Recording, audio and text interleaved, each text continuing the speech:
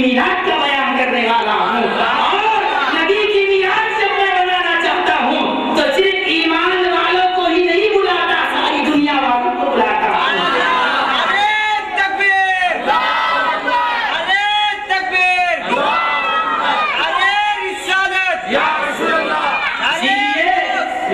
اللہ نے یا ایھا الذین آمنوا نہیں کہا اے ایمان والو ہمارا نبی آ چکا ہے، نہیں فرمایا اے ساری دنیا کے لوگوں سن لو ہمارا نبی آ چکا ہے۔ وہ اس لیے کہ یہ نبی صرف مسلمانوں کے لیے نہیں، ساری انسانیت کے لیے رحمت ہے۔ اے لوگوں قد جاءکم برہان من ربکم، یقیناً تمہارے رب کے بارگاہ سے، تمہارے رب کی جانب سے ایک عظیم دلیل آ چکی ہے، نبی آ چکے ہیں۔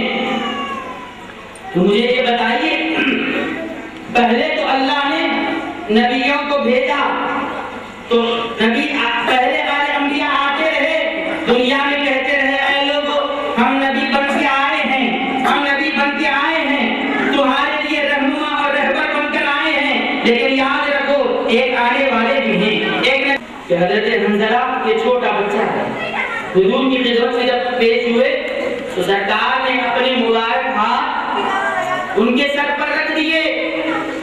اب دیکھیں جیسا ہمارے پاس طریقہ ہے، کوئی بڑے بزرگ ہوتے ہیں تو بچوں کو پیش کرتے ہیں، اپنا ہاتھ کو ان کے سر پر رکھ دیتے ہیں، دعائیں دیتے ہیں، اور دعا دینے کے لیے بزرگ جب سر پہ ہاتھ رکھتے ہیں تو کتنی دیر رکھتے ہیں؟ گھنٹہ 2 گھنٹہ نہیں رکھتے، بس سر پہ ہاتھ رکھا دعا دے دی، ادھر ہی ہے۔ ایسے ہی حضور نے ان کے سر پر ہاتھ رکھ دیا۔ اس کے بعد وقت گزر گیا، زمانہ بیتتا گیا، صرف کچھ لمحے کے لیے حضور نے اپنا مبارک ہاتھ حضرت حنظلہ کے سر پر رکھ دیا تو اب تاثیر یہ ہوئی، صحابہ کہتے ہیں حنظلہ اس وقت تو بچے تھے لیکن ہم نے دیکھا کہ وہ جوان بھی ہوئے، عمر کے اخیر حصے میں بھی پہنچے۔ اب کیا ہوا؟ حضور کا وصال اقدس بھی ہو گیا، سرکار دنیا سے پردہ فرما گئے، زمانہ بیت گیا، لیکن ہم نے صحابہ کو دیکھا کہ جب بھی کوئی بیمار ہوتا حضرت حنظلہ کے گھر پر چل جاتا، جب بھی کوئی بیمار ہوتا۔ مسند امام احمد کی حدیث ہے، اس کے بارے میں قاضی شوکانی جو غیر مقلدین جن کو اپنا امام مانتے ہیں، قاضی شوکانی لکھتے ہیں کہ مسند امام احمد میں جتنی حدیثیں ہیں وہ ساری کی ساری صحیح ہے، سوائے 4 حدیثوں کے۔ وہ 4 حدیثوں میں سے یہ حدیث نہیں ہے، وہ 4 الگ ہے۔ وہ کہتے ہیں آئے فساد نے ہاتھ رکھ دیا۔ اب کیا ہوا؟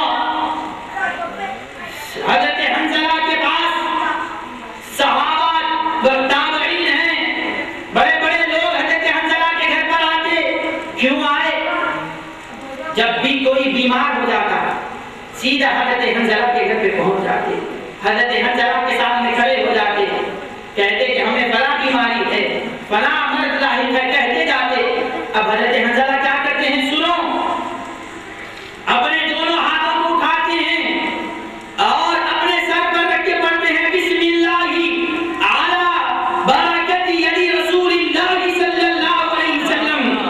اپنے دونوں ہاتھوں کو سر پر رکھ کے کہتے ہیں اے اللہ تیرے نام سے شروع کرتا ہوں اور تیرے نبی کے ہاتھ کی برکت کا صدقہ مانگتا ہوں، تیرے نبی کے ہاتھ کی برکت دے دے، یہ کہتے اور صحابہ کہتے ہیں حضرت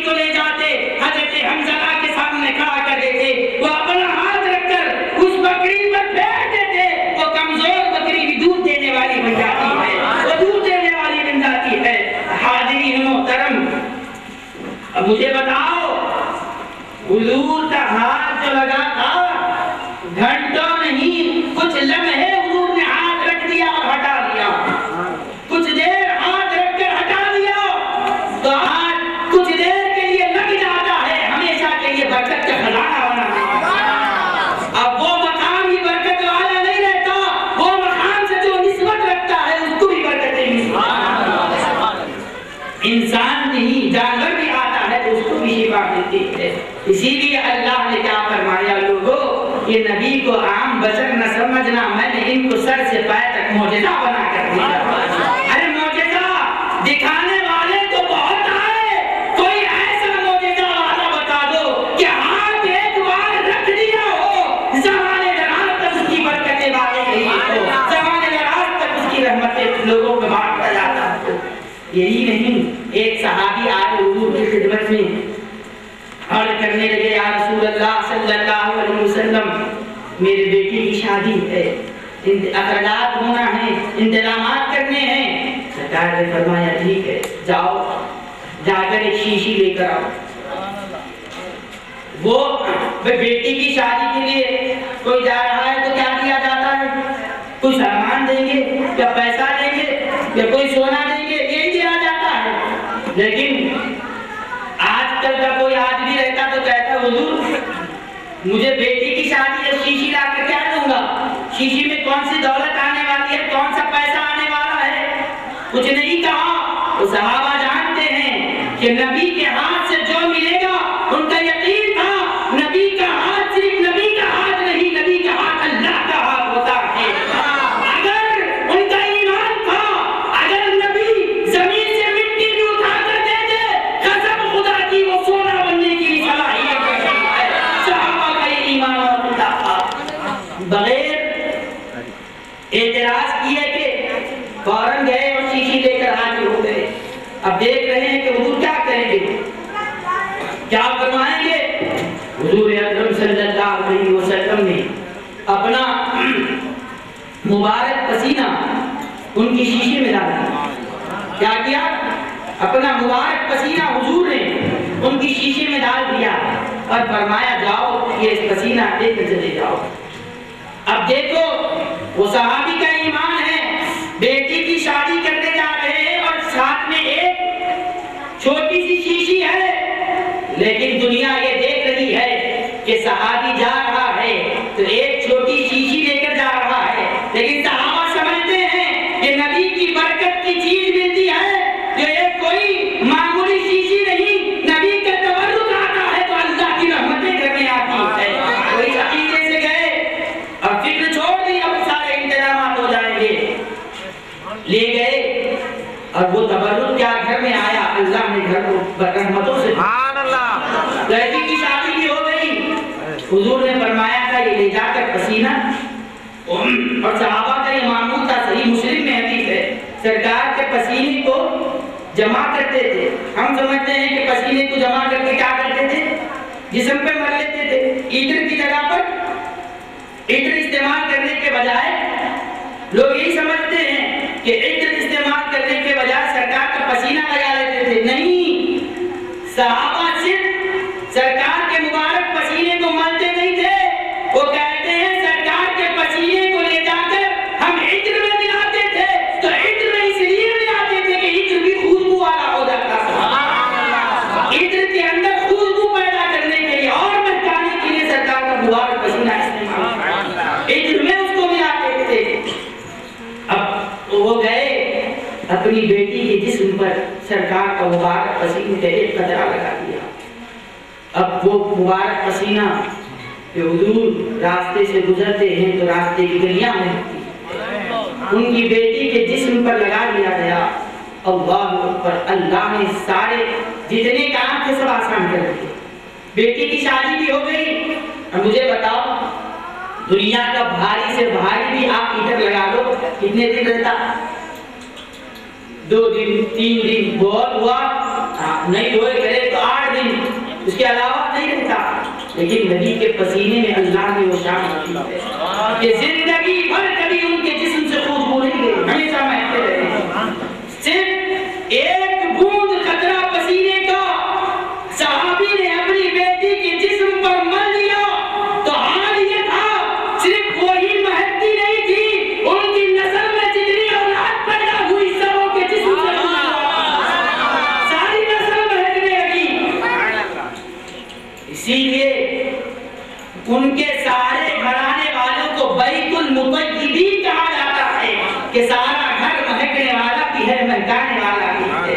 کہ پسینے کا ایک قطرہ مل گیا تو صرف لگانے والوں کو ہی برکت نہیں ملی، اللہ نے پوری نسلوں کو نواز دیا، پوری نسلوں میں خوشبو مہکنے لگی۔ سب کہتے تھے، خوشبو سن کر سمجھتے تھے ہاں ہاں یہ وہی ہے جن کے دادی پردادی نانی جو تھے ان کو اللہ کے رسول کا پسینے مبارک کا قطرہ ملا۔ اسی لیے ہے کوئی کائنات میں ایسا جسم کو مجھے بتا دو کہ جس کے پسینے کا ایک بوند کسی کے جسم کو لگ جائے تو ساری نسلوں میں مہک اٹھتی ہے، ساری نسلیں خوشبو سے مہک اٹھتی ہے۔ نہیں، نہ کوئی ایسا انسان ہی انسان، وہ انسان ہے، یہ اللہ نے کوئی پیدا ہی نہیں کیا ہے۔ اسی لیے فرماتا ہے لوگوں ان کو عام انسان نہ سمجھو، ہم نے سر سے پیر تک معجزہ بنا کے تو اللہ نے بن مانگے ہمیں اس نبی کا امتی بنایا ہے، اس نبی کا غلام بنایا ہے۔ ہماری ذمہ داری ہے کہ ہم کثرت سے اپنے نبی کا ذکر کریں، آپ کی میلاد کی محفلیں سجائیں، آپ کی سنتوں پر عمل کریں، آپ کے طریقے کے مطابق چلیں۔ اور یاد رکھو جو لوگ یہ پوچھتے ہیں کہ صحابہ نبی کا ذکر کر رہے تھے کیا، نبی کی میلاد منائے تھے کیا، ان سے یہ پوچھو صحابہ نے نبی کا ذکر چھوڑا کب ہے، یہ مجھے صحابہ نے نبی کا ایک مثال کہہ کر اپنی گفتگو کو ختم کرتا ہوں۔ اسلام کی دوسرا غزوہ غزوہ احد ہے، مدینہ منورہ میں یہ غزوہ ہو رہا ہے۔ عام حالتوں کی بات نہیں کر رہا ہوں میں، آپ دیکھیے کتنے ایسے لوگ ہیں ہمیں جو ذکر و اذکار کے پابند ہیں، پابندی سے دھوپ پڑھتے ذکر کرتے، لیکن سفر میں گئے تو کوئی اہتمام رہتا ہے؟ ہزاروں مرتبہ ذکر کرنے والا دودھ پڑھنے والا آدمی ہے، روز پڑھتا ہے، لیکن سفر میں گیا تو اپنے معمول کو برقرار رکھتا۔ سفر میں تو یہ حالت رہتی کہ اسلام نے اتنی گنجائش دی ہے کہ سفر میں مصیبت رہتی ہے، روزے بھی آپ کو اجازت ہے کہ قضا کر سکتے ہیں، کیونکہ آدمی اپنے معمولات کو سفر میں برقرار نہیں رکھ سکتا۔ یہ عام سفر نہیں، اگر کوئی جنگ پہ چلا جائے تو اپنے معمول کو برقرار رکھ سکتا ہے نہیں۔ تو عام پہلے تو سفر میں اپنے معمولات کو پورا کرنا مشکل، پھر سفر بھی ایسا کہ دشمن سے مقابلہ ہے، جنگ کے میدان میں ہے تو اپنے سارے معمولات سب چھوٹ جاتے ہیں، نہ کھانے کی فکر ہے نہ پینے کی فکر، یہ حال ہو جاتا ہے۔ آؤ جنگ احد کا میں تم کو ایک واقعہ سناتا ہوں۔ سرور کونین صلی اللہ علیہ وسلم نے اسلام کا جھنڈا حضرت مصعب بن عمیر رضی اللہ عنہ کے ہاتھ دے دیا۔ حضرت مصعب بن عمیر ہیں، اسلام کا پرچم تھامے ہوئے آگے بڑھ رہے ہیں، دشمنوں نے تیر برسائے اور اتنے تیر برسائے کہ آپ کا ہاتھ جدا ہو گیا، شانے سے پورا ہاتھ جدا ہو گیا۔ اب ہاتھ میں جھنڈا ہے اسلام کا، وہ گر رہا تھا۔ حضرت مصعب بن عمیر نے کہا یہ جھنڈا اسلام کی عظمت کی نشانی ہے اور مجھے کوئی اور نہیں، نبیوں کے سردار نے مجھے یہ دیا ہے، اسے میں گرتا ہوا گوارا نہیں کر سکتا۔ ہاتھ کٹ رہا ہے، پرواہ نہیں کی، فوراً دوسرے ہاتھ میں اس جھنڈے کو پکڑ لیا۔ اب دشمن ہے، پھر سے تیر برسائے، یہ ہاتھ کو بھی جدا کر دیا، یہ ہاتھ بھی کٹ کر گر رہا ہے، لیکن اس صحابی کا ایمان ہے، اسلام کے پرچم کو گرنے نہیں دیا، فوراً آگے بڑھے اور اپنے سینے سے اس کو لگا لیا، منہ سے پکڑ لیا اور گرنے نہیں دیا۔ اس کے بعد تیروں کی برسات ہونے لگی، تلواروں سے حملے ہوئے، یہاں تک کہ حضرت مصعب بن عمیر رضی اللہ عنہ شہید ہو گئے۔ لیکن سنو سرکار کے یہ صحابی پہلے تو سفر میں پھر جنگ میں ایسا وقت کہ ہر طرف سے تیروں کی برسات ہو رہی ہے، ہاتھ کٹ گئے، جسم خون سے اور زخموں سے چور ہے، ہر طرف سے خون بہہ رہا ہے، کچھ ہی لمحے میں روح نکلنے والی ہے۔ اب روح جسم سے نکل رہی ہے، صحابہ قریب کھڑے ہیں، دیکھا کہ مصعب بن عمیر کی روح جسم سے نکل رہی ہے اور زبان سے کلمات نکلتے ہیں، وما محمد الا رسول، کہ نہیں محمد رسول اللہ صلی اللہ علیہ وسلم اللہ کے سچے رسول ہے، نبی کا ذکر کرتے ہوئے جا رہے ہیں۔ مجھے بتاؤ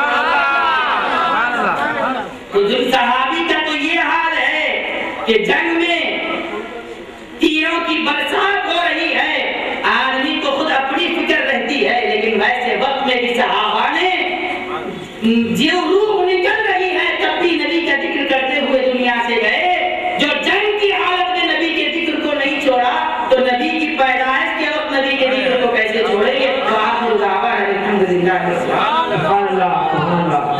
یہ جو استاد جامع اسلامیہ حضرت اللہ مولانا سید احمد اولی صاحب کا آئیے میں سے بات استعمال کرتا ہوں تو سامعین سے خطاب فرمائیں۔ اس سے پہلے کلام سماعت فرمائیے انشاءاللہ تعالی۔ کل شیخ الاسلام امام الانام حضرت امام انور اللہ فاروق علیہ الرضوان نے مقرر کیا ہے کہ آپ کے زمان مبارکہ میں آپ نے جب دورہ کیا عرب کا تو آپ نے دیکھا کہ عرب میں بھی لوگ حضور نبی کریم صلی اللہ علیہ وسلم کے میلاد کے موقع پر خطبہ دیا کرتے تھے، تو آپ نے ٹھیک اسی طرح مکہ مسجد میں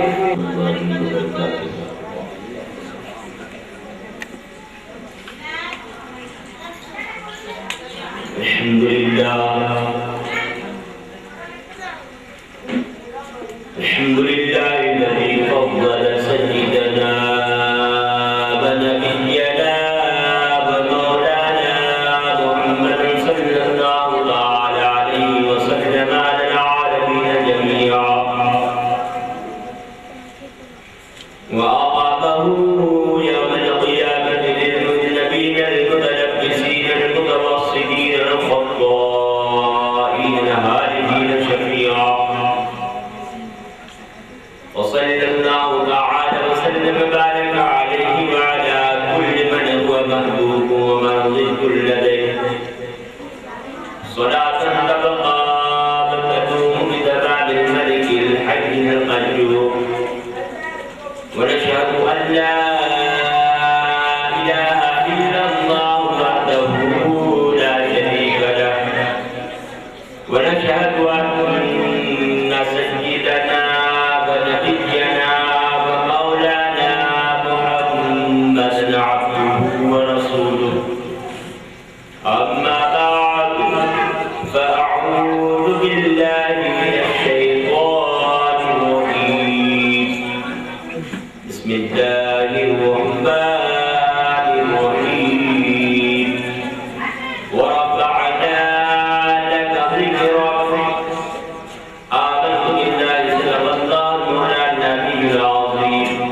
وبلغنا رسوله النبي الكريم الأمين ونحن على ذلك لمن الشاهدين والشاكرين والذاكرين والرازقين والصالحين والصابرين والحافظين والحمد لله رب العالمين۔